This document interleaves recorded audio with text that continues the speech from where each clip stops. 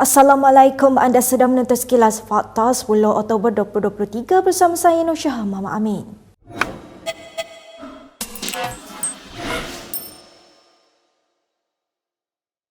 Timbalan Presiden PAS Tuan Ibrahim Tuaman memaklumkan pihaknya telah membincangkan kerjasama antara Singapura dengan negeri-negeri di bawah pentadbiran parti itu dan PN.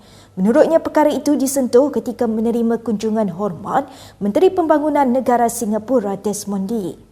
Dalam satu kenyataan di Facebook semalam, Tuan Ibrahim berkata perbincangan semalam memberi fokus mengani pembangunan di Malaysia dan Singapura serta potensi kerjasama bersama 4 negeri di bawah pentadbiran PAS.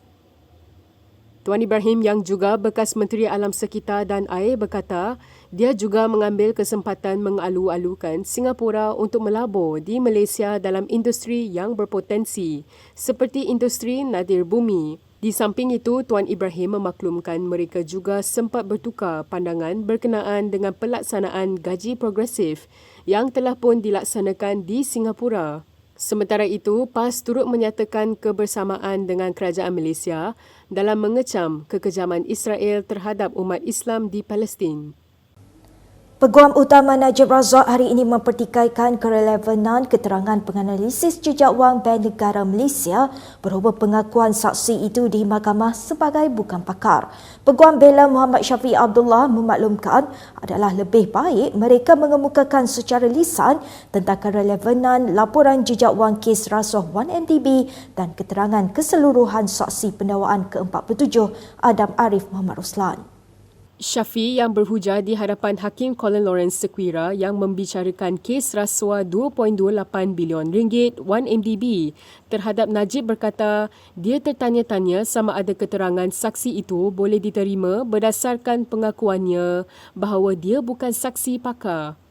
Bagaimanapun, Timbalan Pendakwa Raya Ahmad Akram Garib membalas dengan berkata bahawa Adam tidak pernah dipanggil oleh pihak pendakwaan untuk menjadi saksi pakar, sebaliknya memberi keterangan mengenai fakta berikutan analisis saksi terhadap pelbagai penyata bank dan dokumentasi lain.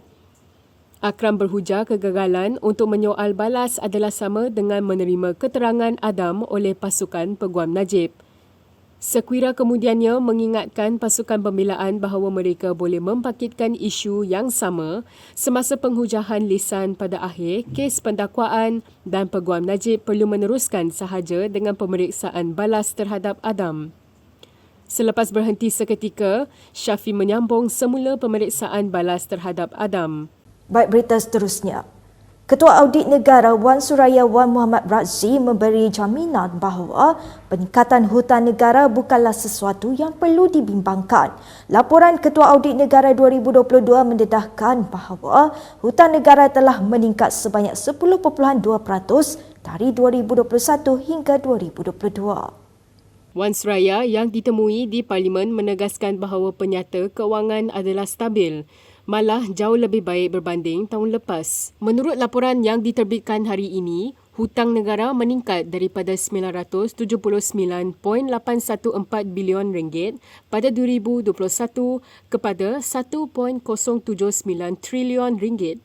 Wan Suraya berkata jumlah hasil kerajaan persekutuan pada 2022 ialah 294.357 bilion ringgit, iaitu peningkatan 25.9% berbanding 233.752 bilion ringgit pada 2021.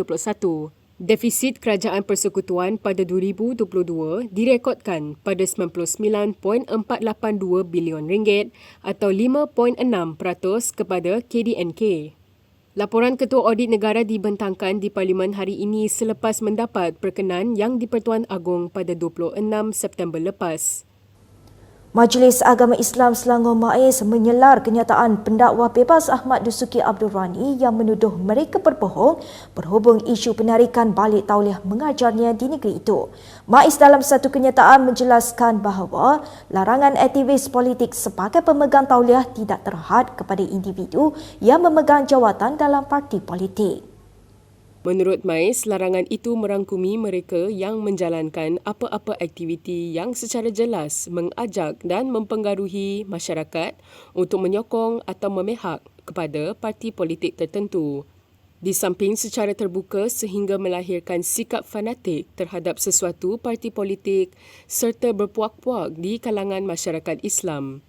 Jelas mais lagi daripada siasatan yang dibuat dan pengesahan tapisan pihak polis, mereka mendapati bahawa penceramah Ahmad Dusuki tergolong dalam aktivis yang dimaksudkan tersebut. Mais juga menjelaskan bahawa larangan penglibatan aktivis politik sebagai pemegang tauliah mengajar agama Islam adalah bagi menghalang mana-mana pihak menyalahgunakan medan dakwah dan pengajaran agama Islam sebagai gelanggang politik. Ahmad Dusuki yang merupakan Presiden Pertubuhan Geng Ustaz dan pernah menjawat jawatan dalam PAS, semalam mendakwa Mais berbohong berhubung isu penarikan balik tauliah terhadapnya untuk mengajar agama Islam di negeri itu. Menurut Ahmad Dusuki dalam satu hantaran di Facebook, Majlis Agama Islam tidak sepatutnya menjadi pemecah belah umat atau menjadi ejen kepada gerakan liberal kerana tiada jawatan dalam parti politik yang disandang olehnya. Dalam perkembangan lain, Timbalan Perdana Menteri Fadilah Yusof berkata hanya Ahli Parlimen Muar Syed Saddiq Syed Abdul Rahman berjumpa dengannya untuk membincangkan mengenai peruntukan kepada pembangkang setakat ini. Menurutnya, seperti dilaporkan media, belum ada pertemuan atau sebarang surat rasmi daripada Wakil Perikatan Nasional PN. Fadilah yang juga Menteri Perladangan dan Komuniti berkata, Ketua Pembangkang mahupun Ketua WIP PN juga belum mengadakan pertemuan dengannya berhubung peruntukan. Fadilah ditemui selepas merasmikan Majlis Sambutan Jubli Emas LKTN dan Anugerah Penanam Jaya Kebangsaan 2023 di Kota Baru. Terdahulu, Perdana Menteri Anwar Ibrahim mengulangi bahawa kerajaan bersedia untuk berunding dengan Ahli Parlimen Pembangkang mengenai jumlah peruntukan sebelum meluluskan perkara itu. Namun, Anwar menegaskan pembangkang harus bersedia untuk berunding dengan kerajaan mengenainya. Anwar juga menjelaskan di Parlimen bahawa kerajaan telah melantik Fadilah untuk menjadi wakil kerajaan berbincang dengan pembangkang mengenai kaedah pelaksanaan. Pada April lalu, PN menamakan Hamzah Zainuddin, Ahli Parlimen Kota Baru Taqiyuddin Hassan dan Ahli Parlimen Putrajaya Muhammad Radzi Jidin untuk mengadakan rundingan dengan Fadilah berhubung isu peruntukan untuk wakil pembangkang. Perdana Menteri Anwar Ibrahim akan berjumpa dengan pengeluar syarikat kereta Cina, Geely, di Tanjung Malim, Perak esok untuk meneliti projek pelaburan $10 bilion Amerika. Bercakap semasa pada waktu pertanyaan Perdana Menteri di Dewan Rakyat hari ini, Anwar berkata perjumpaan dengan Geely juga akan sekaligus menolak kabar angin oleh pihak tertentu bahawa projek pelaburan itu telah gagal. Sejak menjawat jawatan, saya hadir beberapa mesyuarat berkala termasuk ASEAN, beberapa mesyuarat rasmi ASEAN dan juga PBB, 17 lawatan keluar negara, ASEAN, negara-negara ASEAN, China, Amerika Syarikat, Emirat Arab Bersatu, Arab Saudi. Ke negara China, Mac 2023, potensi pelaburan $170 bilion dan esok insya-Allah Geely akan bersama saya ke Tanjung Malim untuk melaksanakan dan penambahan projek besar-besaran Automotive High-Tech Valley. Dengan sendirinya menyangkal kebimbangan atau dakwaan bahawa pengumuman itu tidak semestinya dilaksanakan. Dalam kes ini berlaku. Begitu juga bila Elon Musk memberikan jaminan ibu pejabat di Cyberjaya itu dijangka siap bulan ini juga. Di New York, pelaburan berpotensi 47 bilion termasuk penambahan dari Boeing kerana seperti kita tahu Boeing dan Airbus menetapkan supaya komponen untuk sayap pesawat itu kebanyakannya di Malaysia, di Negeri Sembilan. Dan ini telah diberitahu untuk ditambah termasuk beberapa pelaburan lain termasuk Google, Medtronic, Elton Industry dan sebagainya.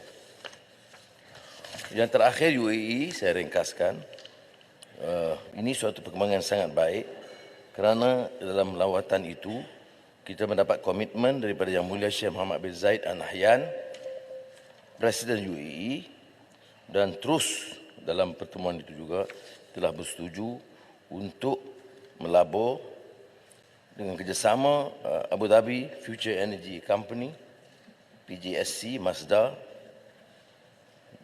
dan Maida berjumlah 40.6 bilion ringgit. Sementara itu, Anwar mengakui pembinaan lebuh raya PAN Borneo LPB di Sabah lebih perlahan berbanding di Sarawak. Justru katanya Timbalan Perdana Menteri Fadillah Yusof telah ditugaskan untuk memastikan pembinaan lebuh raya itu berjalan lancar dan tidak lagi tertangguh sekaligus memenuhi janji kepada rakyat negeri Sabah. Dan yang amat berhormat, sebenarnya kalau kita meneliti daripada berbagai rancangan, peruntukan berbilion diberikan kepada bukan hanya Sabah khususnya, tapi dari segi saya persoalkan dari segi pelaksanaan dia. Ya, ini yang saya kebimbangan. Pelaksanaan kalau kita lihat, iaitu rancangan, berbagai rancangan PAN Borneo. Dah 5 Perdana Menteri dah. Tak siap-siap. Bakalan air dah berbilion duit dah. Masuk mahkamah, sebut nama, berapa ada air, tapi tak boleh jual. Kalau dibeli daripada orang kampung, beli daripada swasta, boleh dapat air. Dari Jabatan Air tak dapat.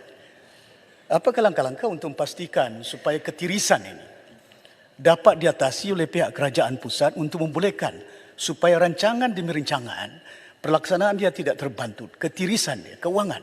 Bayangkan PAN Borneo dibanding dengan Sarawak, PAN Borneo dah hampir siap dah.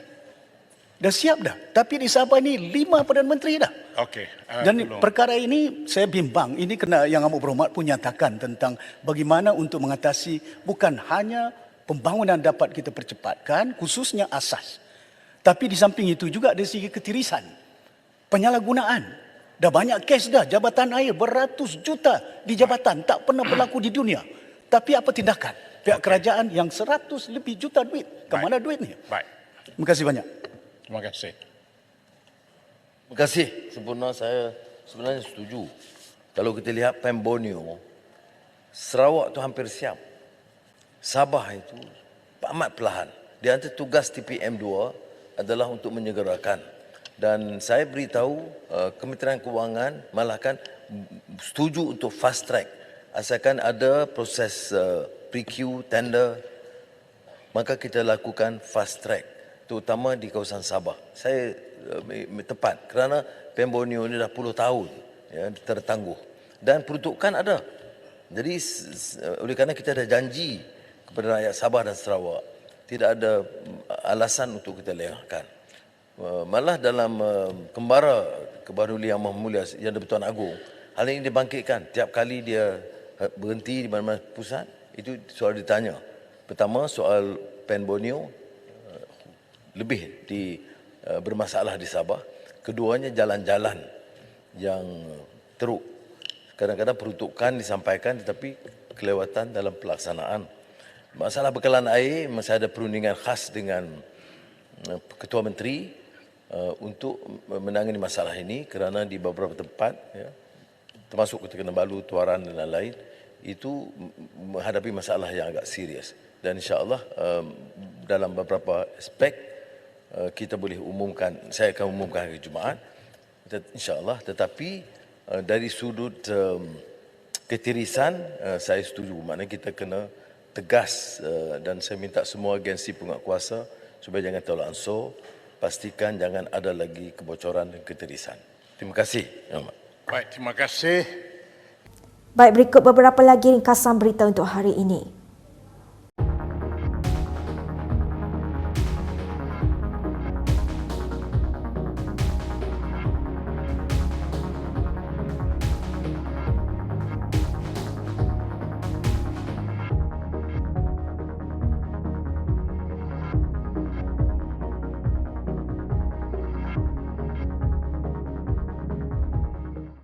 Sekian sahaja daripada saya, Syuham Muhammad Amin untuk Sekilas Fakta. Untuk lebih banyak berita, anda boleh melayari kinitv.com. Anda juga boleh mengikuti kami di Instagram, Twitter, YouTube dan Facebook. Salam hormat dan jumpa lagi.